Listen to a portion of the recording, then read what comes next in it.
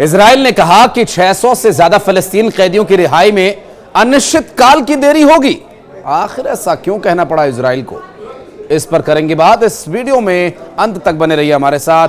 और भी बहुत सारे बिंदुओं को छूने का करेंगे प्रयास। हमास और इजराइल के बीच युद्ध विराम खत्म होने की कगार पर आखिर कैसे पहुंच रहा है।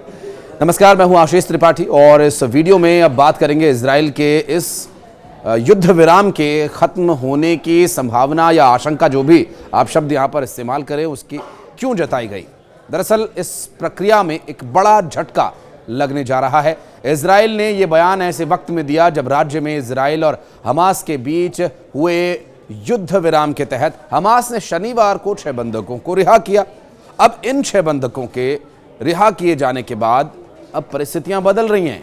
ये परिस्थितियां कुछ और कह रही हैं। दरअसल इन परिस्थितियों को यदि देखा जाए तो यहाँ से एक परेशानी नए दौर में प्रवेश कर रही, क्योंकि अब तक जो युद्ध चल रहा था, युद्ध विराम हुआ, सब कुछ शांत संभावित नजर आने लगा। लेकिन जब एक बार फिर युद्ध में जाएंगे तो और भीषण और घनघोर होंगी ये परिस्थितियां। 7 अक्टूबर 2023 को किडनैप जिन्हें किया गया उन्हें छोड़ दिया गया, और वो दिन था जब हमास ने इजराइल पर हमला किया था। और इजराइल के प्रधानमंत्री बेंजामिन नेतन्याहू ने कहा कि फलस्तीन के कैदियों की रिहाई में अब देरी होगी, और ये तब तक होगी जब तक हमास की ओर से अगले 4 इजरायली बंधकों को सीधा जाने की गारंटी न दे दी जाए। दरअसल युद्ध विराम के पहले चरण में इजरायली बंधकों को रिहाई का एक दौर अभी बाकी है। नेतन्याहू ने हमास पर युद्ध विराम से जुड़े नियमों का लगातार उल्लंघन करने का आरोप लगाया। उन्होंने कहा कि हमास प्रचार पाने के लिए इजरायली बंधकों का गलत इस्तेमाल कर रहा है।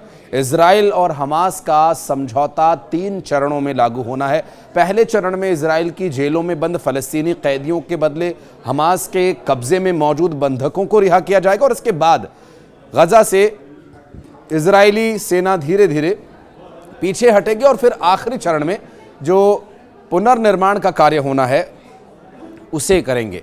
इजरायली कब्जे वाले वेस्ट बैंक के शहर जेनिन में इजरायली सेना ने रविवार को टैंक्स तैनात कर दिए, और 23 साल बाद ऐसा हुआ जब सेना के टैंक्स वेस्ट बैंक में घुसे, और ऐसा आखिरी बार सन 2002 में हुआ था। जेनिन में पिछले कई सालों से इजराइल के खिलाफ सशस्त्र संघर्ष होते रहे हैं, और इजरायली डिफेंस फोर्स ने कहा कि हमने जेनिन के पास एक टैंक डिवीजन तैनात किया हुआ है। एक डिवीजन में 40 से 60 टैंक्स होते हैं, और इजराइल ने फिलिस्तीन के जेनिन, तुलकरम और नूर शम्स में शरणार्थियों को खाली करा दिया, और इन शिविरों में फलस्तीनी नागरिकों ने शरण ली हुई थी। इन तीनों शिविरों से 40,000 फलस्तीनियों को निकाला गया है, और इजराइल ने इन्हें 21 जनवरी से निकालना शुरू कर दिया था। 1967 की इजराइल अरब जंग के बाद पहली बार इतनी बड़ी संख्या में फलस्तीनी नागरिक विस्थापित हुए। यहाँ संयुक्त राष्ट्र की मानवाधिकार संस्था UNRWA के द्वारा भी काम बंद करने के निर्देश दिए गए। दरअसल रक्षा मंत्री इजराइल कार्ड्स ने सेना को अगले कुछ साल वेस्ट बैंक के शरणार्थी शिविरों में रहने के लिए कहा है। उन्होंने कहा कि आतंकवाद को जड़ से मिटाने के लिए ये जरूरी है। दरअसल इजराइल हमास जंग के बीच वेस्ट बैंक में हिंसा बढ़ गई है, और इजराइल में वेस्ट बैंक की तरफ से होने वाले हमले भी बढ़े हैं। इजराइल में 20 फरवरी को देर रात तक 3 खाली खड़ी बसों में विस्फोट हुए थे, और इन रिपोर्ट्स के मुताबिक वेस्ट बैंक से ही इजराइल की बसेस पर हमले की प्लानिंग की गई थी। इसके बाद ही नेतन्याहू ने इस इलाके पर एक्शन लेने का आदेश दिया। हालांकि इजराइल हमास जंग के दौरान भी इजरायली सेना यहां कई ऑपरेशंस को अंजाम दे चुकी है।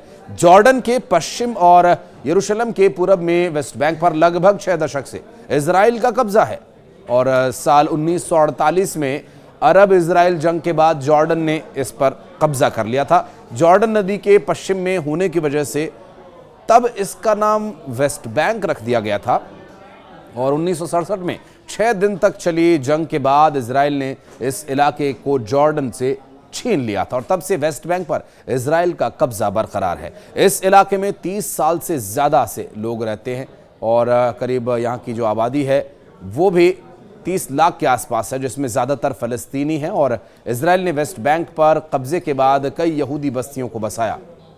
अंतर्राष्ट्रीय कानून के मुताबिक यहाँ बनाई गई इजरायली बस्तियाँ अवैध हैं।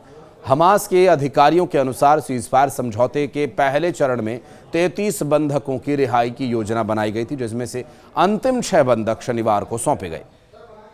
उम्मीद ये थी कि इन बंधकों में एलिया कोहेन, ताल शोहम, उमर शेमतोव, उमर वेनकाट शामिल हैं, जिन्हें 7 अक्टूबर 2023 के हमले के दौरान हमास ने बंदूकधारियों ने पकड़ लिया था, और अन्य 2 बंधक हियाम अत सईद और अवेरा मेगिस्टू, जिन्हें 1 दशक पहले गजा में अशांत परिस्थितियों में पकड़ा गया था, और इसके बदले इजराइल की ओर से 602 फलस्तीनी कैदियों को रिहा किए जाने की उम्मीद है। अब ये जो लेन देन की प्रक्रिया है, ये कई जटिलताओं के बावजूद जारी है। गुरुवार को इजराइल ने हमास पर संघर्ष विराम का उल्लंघन करने का आरोप लगाया। जब एक अज्ञात शव सौंपा गया, इसके बाद बंधक श्री विवास के अवशेषों के रूप में इसे लौटाया जाना था।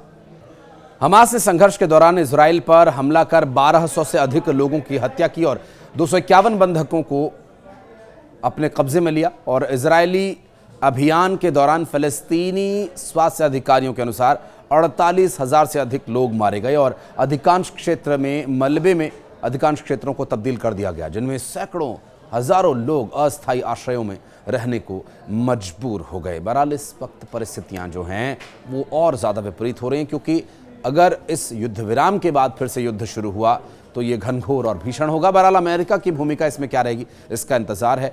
इस बारे में अगर और आप एक डिटेल्ड वीडियो चाहते हैं तो कमेंट सेक्शन में प्लीज़ हमें बताइएगा। कोई राय अपनी देना चाहते हो तो प्लीज़ दीजिए, और अगर वीडियो पसंद आया, जानकारी आपको अच्छी लगी तो लाइक कीजिए, शेयर कीजिए, सब्सक्राइब कीजिए, हमारा पेज लाइक कीजिए अगर आप फेसबुक पर देख रहे हैं तो। धन्यवाद।